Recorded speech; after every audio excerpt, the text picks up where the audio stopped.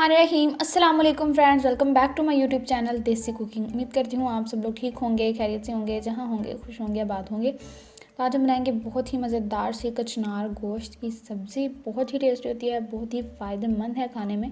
तो आप ज़रूर इसे बनाया करें और इसे खाएँ, क्योंकि इसे खाने का मौका बहुत कम मिलता है, क्योंकि ये साल में तकरीबन एक ही बार आपको मिलती है और बहुत ही कम दिनों के लिए हम इसे इस्तेमाल कर सकते हैं।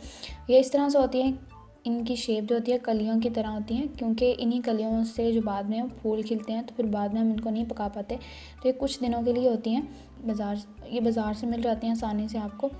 तो ये ज़रूर बनाया करें, बहुत ही टेस्टी, बहुत ही ग़िज़ायत से भरपूर होती हैं। तो सबसे पहले हम इनको बनाते हैं, तो चलिए चलते हैं। यहाँ पर हमने एक पैन ले लेना है, कढ़ाई ले लेनी है, उसमें हमने हाफ़ कप कुकिंग ऑयल ले लेना है। 2 बड़ी इलायची, 1 छोटी इलायची और 3 से 4 लौंग हमने ऐड कर दिए हैं, और एक बड़े साइज़ का प्याज को थोड़ा सा हमने सौते किया है, और उसमें हमने गोश्त ऐड कर दिया है तकरीबन 1 पाव।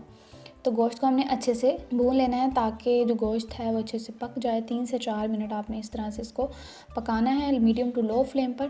3 से 4 मिनट पकाने के बाद हमने इसमें एक मीडियम साइज़ का टमाटर ऐड कर दिया है, और 3 से 4 हरी मिर्चें हमने चॉप करके इसमें ऐड की हैं, साबुत नहीं ऐड की। और बिल्कुल थोड़े से हमने मटर ऐड कर दिए हैं। अब हम इसकी भुनाई करेंगे अच्छे से, कोई 3 से 4 मिनट अच्छे से। जब मीडियम टू लो फ्लेम पे आपने भुनाई करनी है, जब अच्छे से भुन जाए, थोड़ी देर के लिए हम इसको कवर कर देंगे। इसमें पानी हमने बिल्कुल भी ऐड नहीं किया, तो पानी ऐड नहीं करना अभी हमने। इसको कवर कर देते हैं 2 से 3 मिनट के लिए। 2 से 3 मिनट स्टीम में हम इसको पकने देंगे। 2 से 3 मिनट के बाद आप देखें कितनी अच्छे से सारी चीज़ें, सारे मसाले गल गए हैं बिल्कुल। आप देखें कि टमाटर कितनी हद तक ये देखें गल चुका है बिल्कुल। तो अभी हम इसमें स्पाइसेस ऐड करेंगे। तो स्पाइसेस हम ऐड करते हैं शुरू में, आपने बस मेन जो स्पाइस हैं वही हम इसमें ऐड करेंगे, वो बहुत ज़्यादा नहीं ऐड करेंगे। तो 2 टेबलस्पून भर कर हमने रेड चिली पाउडर ऐड कर दिया है, और हाफ़ टी स्पून हल्दी ऐड कर देनी है, और 1 टेबलस्पून नमक। अकॉर्डिंग टू टेस्ट आप कम या ज़्यादा भी कर सकते हैं। और अब हम स्पाइसेस को ऐड करने के बाद मज़ीद इसकी भुनाई करेंगे अच्छे तरीके से, ताकि जो मसाले हैं वो अच्छे से भुन जाएँ और अच्छे तरीके से जो है वो पक जाए। तो अभी हम इनकी 2 से 3 मिनट मज़ीद भुनाई करते हैं, अच्छे तरीके से मसाले पक जाएँ, तब तक हम इसकी भुनाई करेंगे।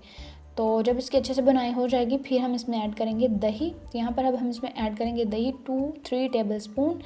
तो दही ऐड करने के बाद हम इसको अच्छे से मिक्स करेंगे, तकरीबन 1 मिनट मज़ीद इसकी भुनाई करेंगे। इसमें पानी हमने बिल्कुल भी ऐड नहीं किया है, ये दही के पानी में ही जो वो कचनार है वो गल जाएगी। इसमें हमने पानी नहीं ऐड करना, क्योंकि बहुत नाजुक होती है, तो अगर हम इसमें पानी ऐड करेंगे तो बिल्कुल गल जाएगी। इसी में हम इसको कवर कर देंगे, अच्छे से मिक्स करके स्टीम में पकेगी बिल्कुल।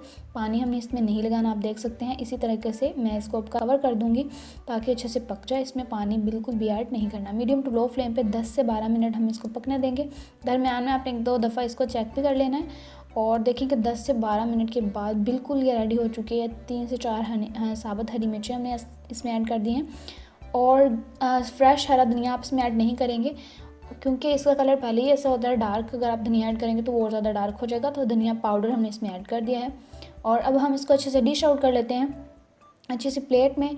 माशाल्लाह अल्हम्दुलिल्लाह अल्हम्दुलिल्लाह, बहुत ही मज़ेदार सी सब्ज़ी हमारी कचनार गोश्त की तैयार हो चुकी है।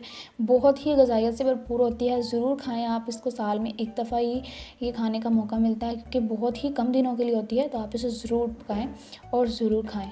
तो उम्मीद करती हूँ आपको आज की रेसिपी बहुत पसंद आएगी। अगर आपको मेरी रेसिपी पसंद आई तो मुझे कमेंट बॉक्स में ज़रूर बताएं। मेरे चैनल को सब्सक्राइब कर लें।